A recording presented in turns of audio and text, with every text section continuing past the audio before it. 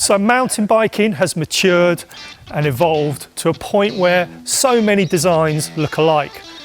And as anyone will tell you, everything looks like a Trek session. So if you're starting a new bike brand and you really want to stand out from the crowd, you've got to do something completely radical. And the two bikes we've got on test today have done exactly that, using a high pivot idler design.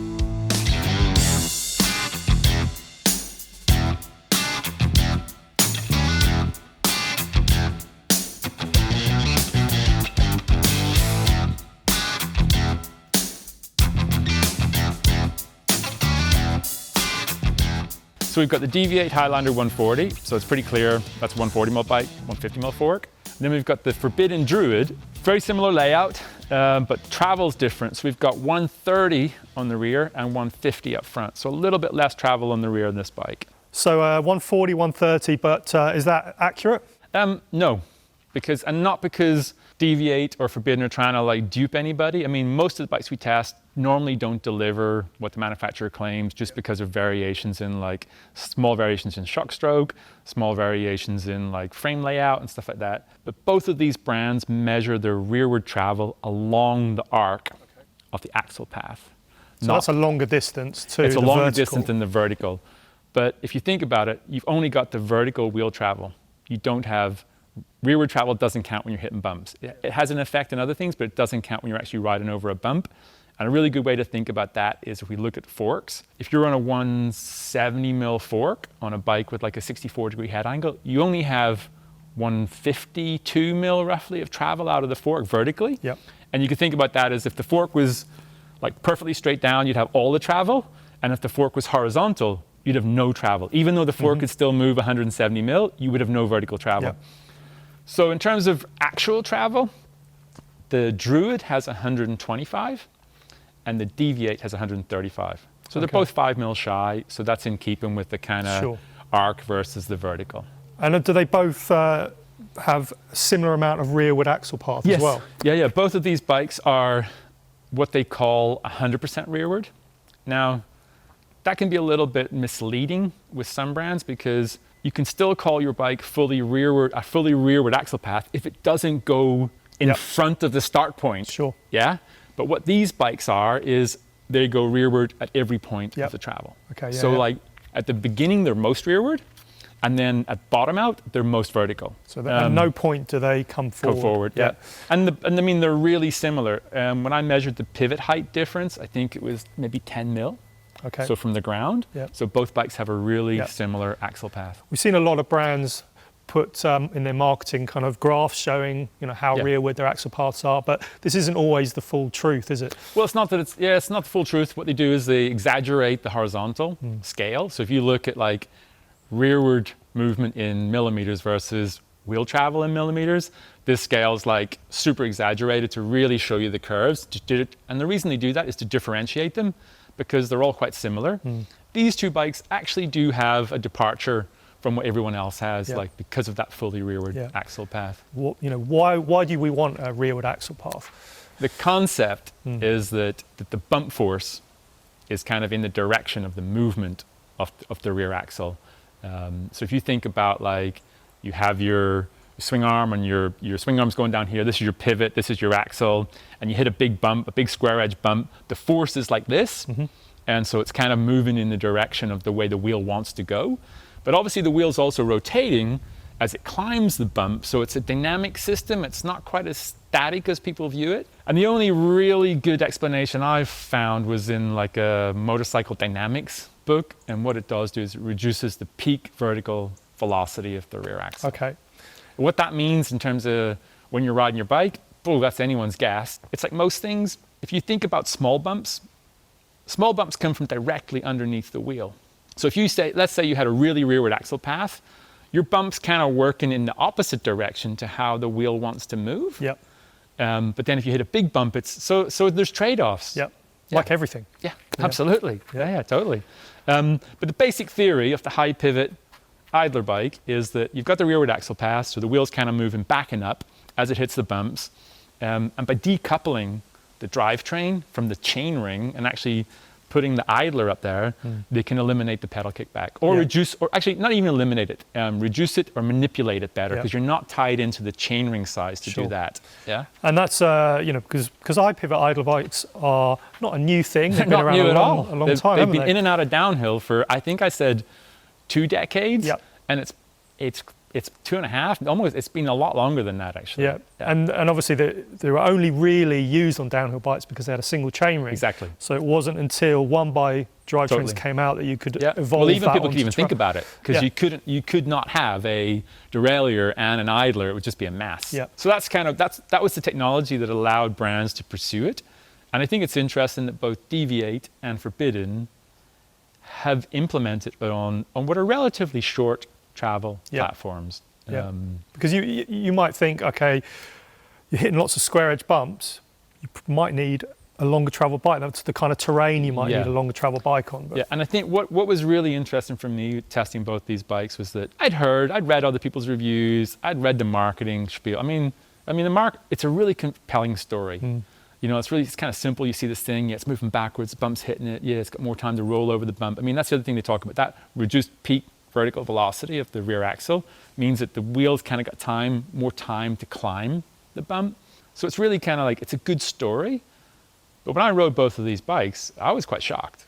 Okay. I was expecting this kind of like the magic carpet ride. Oh, it feels like 150 mil of travel. And I rode it and I was like, oh my God. They felt pretty good on loamy kind of natural trails or like around here in Surrey and stuff. But when I took both of these bikes to Bike Park Wales, I rode the same tracks that I rode the Mega and the Giga that we rode together, like probably a week and a half before. So they were pretty fresh in my memory. And I was blown away. I got a battering. Like I just took a beating. And what the real takeaway from me was you've only got the travel you've got. If you've only got 125 mil of travel, you've only got 125 mil of travel. So like where I thought the bikes would excel was at the high speed rough stuff. And key thing about both of these bikes is this bike weighs just under 15 kilos. This bike weighs just over 15 kilos. And the Giga weighed 15.5 kilos, roughly. So climbing uphill, I've got pretty much the same weight to get up to the top of the hill, but I've got a lot less travel coming down. So I kind of was, if these were maybe like 14 kilo bikes or like super lightweight 125 bikes, you forgive them for not being able to cope with Bike Park Wales. It's definitely a trend we're seeing, isn't it? The sort of, the enduro bikes and trail bikes are converging in terms of weight. Absolutely. Yeah, I mean, there's trail bikes that weigh as much as the enduro bike, and you're just like, well, what is it? Is it a trail bike? Is it enduro bike? And then we've got really cool bikes like the Spur, which are going, okay, well, trail's creeping into enduro territory, and they've basically gone, well, let's go the other way and put like sort of really progressive geometry on a really lightweight bike. But back to these two. Okay, so there are a lot of similarities over and above the fact that these are just high pivot idle bikes, isn't it? Yeah, totally. They're pretty similar spec. The one's got Ken Creek suspension, this one's got Fox. Drivetrains are XT. Both bikes have got like XT brakes. Deviate's kind of done an interesting thing where they put a 4-piston brake on the front and a 2-piston brake on the rear. They've got slightly bigger rotors on the Deviate, so you got a little bit more stopping power there. But yeah, really similar. Okay, and what's kind of the sizing differences? Is there? So sizing's interesting. Geometry's interesting on these bikes too, because the rear centers are pretty close. Seat angles are pretty close, BB heights are pretty close, and where the bikes kind of start to depart is really on the front end. The Druid's slightly shorter in reach, but has a slacker head angle. The Deviate is longer in reach with a steeper head angle. So different ways of achieving stability at the front. Yeah, totally. And weight distribution. So I've been talking about weight distribution, that's got proportional chainstays as well, isn't it? It has. It's got proportional chainstay length. So the actual swing arm and the chainstay is the same on all the bikes. And then what Owen Pemberton's done is taken his concept from Norco, who used to be the engineer, applied it to the Druid, and they've they moved the bottom bracket in the front triangle to change the rear center measurement, or the chainstay, effective chainstay length, you could call it. And I have to say, it's one of the neatest engineering solutions I've seen to that problem. A lot of brands have copied it. Well, I don't know why more brands haven't copied it, because it's been around for a long time. It's not new. No. And like, it's the difficult part of making a bike with proportional chainstay lengths is that if you want to make, you don't want to have to make 4 rear ends for the 4 front ends, but you've got to make all the front ends separately anyway. So what Owen's done is like integrated that into the front triangle. So in terms of, he's not just thinking about like the raw performance, he's actually like thinking about like how to get things made, which is fantastic. It's such a beautiful solution. Yeah. So what are we talking about in terms of frame sizes on this? So you've got 4 frame sizes on the Druid, and you've only got 3 frame sizes on the Deviate. So it's kind of interesting. I think Deviate's kind of nailed its sizing slightly better. So when you ride the Deviate, it feels like a bigger bike. Like the cockpit feels bigger. It feels more. It's more spacious, and even though it's got a shorter stem on it, it definitely feels more spacious than the Druid. And to be fair, I'd actually probably, in terms of when I ride that bike, it feels a little bit small. I'd probably want an XL on it, and I'm 5'11". Yeah, so it's not right, is it really? Yeah, and it isn't, and I might struggle with the seat kind of tube seat tube height a little bit, or like I think the head tubes, they're pretty consistent, so that wouldn't be an issue. But I'd probably want an XL on that bike. And what's interesting is they've just brought out the Dreadnought, and they've moved the sizing all forward by 20 mil. Okay. So a large Druid would be equivalent to a medium Dreadnought. Okay, so that's quite a big jump. So when I ride the large Dreadnought, it feels like a big bike now. So it actually fits. It fits really. It's a big bike. Yeah. So you were mentioning earlier about the axle path being a kind of fine tuning element to the suspension. So what about the other aspects? I mean, maybe I sound a bit like a broken record because like a lot of the e-bikes we test have got the wrong shock tunes because they're just over-tuned for maybe big guys to sit down all the time, maybe not for performance. Both of these bikes have got the wrong shock tunes too. Okay, simple. And I think fundamentally that's probably what dampened my buzz for high pivot idler bikes. Okay. Because I don't think the suspension performed as well as it could do. And there's two reasons for that, and we'll address it separately on both bikes. So on the Druid, subsequently they've changed the shock tune on that bike, and I think in a way almost that masks some of the traits of the bike, and maybe they did that intentionally, I don't know. So just to make us, because when I got in this bike and everybody says, oh yeah, it feels really this and it feels really that, I rode it and I was like, it feels pretty normal. It feels a bit small, feels pretty normal. And then I also noticed that on harder pack, faster terrain, I didn't think the suspension was very sensitive. Yeah. So Toby at Ace Cycles had a shock from when they launched the original Druid, the original model. So I swapped shocks and that felt better. That made the bike feel more dynamic, it made it easier to get off the ground, and made it more sensitive, but it still wasn't right. I still had the rebound fully open. Okay. It wasn't super fast. And I think with the high pivot bikes, you kind of need the fast rebound to kind of offset that. So when you preload the suspension to hop and the rear end extends, you kind of need to get more spring out of it. Yep. And I couldn't really get that even with the original tune. Okay. So there's work to be done on that. And having ridden the Dreadnought last week, it comes with an X2 in it. That bike's heavier, bigger, has more travel, and it's easier to get off the ground than this bike. So they seem to have made some progress in that department with the new bike. And I think we'll see when they redo the Druid, which they've got to do at some point, the sizing and the suspension feel will move into this bike too. Yeah. Okay. And on the Deviate, there was issues there as well? Yeah, different issues. The King Creek shock, it has all of the adjustment on the adjusters. So it's 4-way adjustable, and also you have like a kind of climb switch lever and stuff, so you've got different settings there. Now when I picked the bike up, the guys at Deviate hadn't had a lot of experience with that shock, and they would just kind of go mid-mid on everything. I went mid-mid on everything, and I was like, no way. And I just started winding everything off. And I got to the point where I basically had everything wound off except for maybe 2 or 3 clicks of low speed rebound. So the rebound kind of felt okay on it. But again, the bike rode really flat. You couldn't kind of push into the suspension. And like it would feel chattery on like repeated hits and stuff. So again, no magic carpet ride. So I took the shock out of the bike because I also what I wanted to check with both of these bikes was resistance, which I do with a lot of the test bikes. Just drop the shock out. Friction in the pivots. Yeah, just to see what it feels like. And so the Druid was pretty smooth. Yeah. But the Deviate had a lot of resistance, like noticeable resistance. I even got I got a Canyon that we had in the workshop. I took the shock out of that just to remind myself that, you know that time when you kind of unbolt the front bolt of the shock, and if you haven't got a rag or something on the seat tube, it's like bang! And you're like, oh shit. That bike didn't do that. Yeah. And in fact, I've been playing around with different shocks in this bike after the test was done because I didn't have a chance to do it beforehand. And I can get it to I can take the shock out and sort of get the bike to sit at roughly the side position with no shock in it. Right. It's not like it's all the way through. It's just kind of got, if you set it right, it kind of sticks. Right. And the reason for that is, so the bike's got bearings, and I initially thought maybe it had bushings. And like that's a trait you kind of get with like bushings before they're fully bedded in. Yeah. But it hasn't. It's got like a full complement of bearings on all the pivots and the lower link around the bottom bracket and stuff, because that bike actually has a linkage that spins around the bottom bracket and it's connected to the lower part of the swing arm, and that's what actuates the shock. It's got a pretty big bearing in there. And basically what they have on all of their bearings, they have additional lip seals. Okay. So they've got these seals that are basically put on the bearings to kind of stop water and shit getting in there, and then they've got grease ports on them to kind of keep it all like so super low maintenance. Yeah. Problem is, it increases like seal drag. Yep. And you feel it. Okay. So I think with the Deviate, getting the shock set up and tuned is even more difficult, because you have to compensate for this kind of like constant seal drag, which is happening every time you hit a bump in compression and rebound. Yeah. Because stiction is the worst thing you can have on a suspension system. Is there any way to alleviate that at all? Well, I spoke to them about it, and not really, because the kind of system's been designed with those seals in mind. So it's not like you can just kind of take them out and throw them away. Yeah. They're built into the spacing. So I'm not sure there's a immediate solution for it.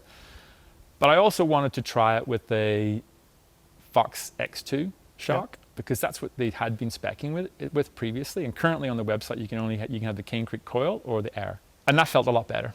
Okay. Just I think because Cane Creek don't offer tuning options on that shock. It's one tune, and it's got a super wide range on the adjusters, but it's kind of designed for modern bikes that maybe have a slightly higher leverage ratio and a bit more progressive. And that bike, actually, both of these bikes are quite low leverage ratio. You run quite low pressures in them. And with the Fox, they offer a full, they've got the four-way adjustment, but then they also have lots of tiers off damping on the main the main piston, basically. So, and it felt better. I rode it yesterday. Okay. The bike instantly felt more dynamic. I felt like there was less kind of vibration through it. So if I was going with the Deviate, I'd be looking to get it with a Fox X2. Okay. Not the Cane Creek shock. Yeah. So when I rode the Druid when it was launched, like one of the things that I found was you just sort of trying to bunny hop or manual sort of around slower speeds. Yeah. It's quite hard to get the bike off the ground. Yeah, I mean, that could be a consequence of the axle path, the damping, like we said. Like, I mean, you're lighter than me. Yeah, you're like 10 kilos lighter than me. And I'm running my air pressure and the rebound fully open. Yeah. So there's no way with your lower pressure, you're going to be able to get close to where you need your rebound. So that will really impact that. And I think the kind of anti-squat and the suspension, as much as the chainstay, plays a role in like how easy the bikes are to manage. And the sizing. I think the Deviate felt a little bit harder to do that on, because I mean the rear centers are really quite similar on it. The weight distribution on the front, but like it's got a longer reach and it's got a little bit more forward position on it. But yeah, I think we're also quite fine-tuned into like our kind of responses to get a bike to do what we do. And then you ride a bike that's different. Yep. Like if you think about every bike you've ridden for the past 20 years has got a upward and forward axle path. Yep. And then you get on a bike that's got a fully rearward axle path that grows considerably when you kind of sit into, I mean, these chainstay lengths on these bikes, I think they're both around 440, 442. I can't remember off the top of my head. It's all in the review, but they grow. Like when you sag it in, it grows. When you push from sag to get it to man, it keeps growing. Yep. You know what I mean? So you have a long chainstay. Yeah. So it's a little bit of possibly an adjustment period. Yeah, absolutely. You know? Like, yeah, totally. You gotta maybe learn to throw your weight back a little bit more, and then maybe on the plus side is you can have with that longer chainstay on the rearward axle path, you can have a longer front center, and the front end's really easy to load. Yeah. So you don't have to be conscious to ride forward and be on the front. You can just kind of ride centered, and that comes back to that whole proportional geometry aspect, which is something that I really like that Forbidden's doing. Yeah. Yeah. Like everything, swings and roundabouts, isn't it? Absolutely. Yeah. I mean, I rated both of these bikes an 8, and what I don't want this review to sound like is that these bikes are bad. They're not. They're good bikes, but they just need a little bit of, like, it's early days with idler bikes, and I think the brands are learning. Like things like maybe like higher leverage ratios on both of these bikes would be good, because if they need a lighter tune, because they've got like high level of anti-squat, having a low leverage ratio, so you've got like a big shock there, it doesn't move much for your wheel travel. Maybe you just can't get the dampen light enough. Yeah. You know what I mean? And they'd maybe both be better with shorter stroke shocks. Yeah. You know, and I think that's all, they'll work all that out, and And the more I ride them, the more I think about, well, is a rearward axle path advantage? And there's some chat about like the wheel moves in both directions. Yeah. It doesn't just move rearward. It has to, at some point, it has to come forward. Yeah? So you're sort of thinking, well, does that make a difference? Does that mean that you need like faster rebound? There's lots of different things that you kind of, every time I'm riding, I'm thinking, well, you know, like I'm trying to figure it out. And I think the brands are too. Yeah. That's not to say that these bikes aren't finished products, aren't rideable, like aren't good fun. I just think the benefits are a little bit oversold. Yeah. So you rated both of these an 8, Yeah. but what would you recommend if you're looking at a high pivot idle bike, what would you recommend Well, to do? if you're looking at Deviate, I'd recommend you go for the Highlander 150. Okay. Yeah. Bit more travel. More travel, same shock. Yeah, so again, we're getting that, we're increasing the leverage ratio on it. I try to have it with a Fox X2 if possible. So the frame's the same, and it's got like a different linkage, so it's slightly more progressive. But I think the key thing there would be that you're getting more travel out of the bike. So you're still only going to go to, even though it's called the 150, you're still only going to 145. Yeah. You're not going to like a full-blown enduro bike. Yep. That would be my recommendation for the Deviate. And if you're looking at the Druid, my recommendation would be the Dreadnought. Yep. It's like, it's just it's an evolved state of that bike. I think the sizing's better. It's got more travel. It's more refined. The shock tune's better on the bike. If you're kind of worried about having a really big, long bike, well, you just downsize. Yeah. Like I rode the medium and the large back to back. I can ride both really comfortably. So the medium feels like this large, which I rode, and then the large feels like a big laid out enduro bike. Yeah. And obviously on like faster open tracks, that feels like super stable and super good. But then if you're kind of pedaling along flat bumbly stuff and it's a bit more tech, it does feel like a big awkward bike. Yep. And that's where the going down to a medium on the Dreadnought means you still kind of get the same size as this large, even though they're equivalent, it feels bigger. Yeah. Because it's really hard to look at the reach numbers on a high pivot idler bike or a long chainstay bike to be specific and say, oh, well, that's my reach, that's what I ride. Because having the longer chainstay makes the bike feel bigger, even at the front. Yeah. Because you just change your weight distribution. Yep. You move rearward Yep. to compensate for the longer chainstay, and that opens up your cockpit, basically. Yeah. So these are two of the forerunners or the pioneers. Absolutely. On high pivot sort of idler bikes, but this is only the start, isn't it? I think. Yeah, and I think it's a really bold thing to do. And if I was starting a bike brand, which I had no intention or would want to do, I'd want to do something that stood out too. Totally. Because it's a really crowded marketplace. Mountain bikes, especially trail bikes and enduro bikes, they're really well evolved. So to stand out, if I launched my bike and say, it's got 10 mil longer reach and 2 mil lower BB, and who cares? Yeah. It's like, it's not going to stand out. Whereas I actually think the whole high pivot idler bike thing is like, it's getting a focus and an interest in analog bikes when there's just so much attention in e-bikes. Yeah. So there we got two really interesting trail bikes. We've got the full tests, all the geometry, all of the details on the website mbr.co.uk. Hope you enjoyed the video. Oh, one more thing. What happened to your nose? You should have seen the other guy. Oh, are you fighting for a bike again? Yeah, the Giga, Yeah, cool. Yeah.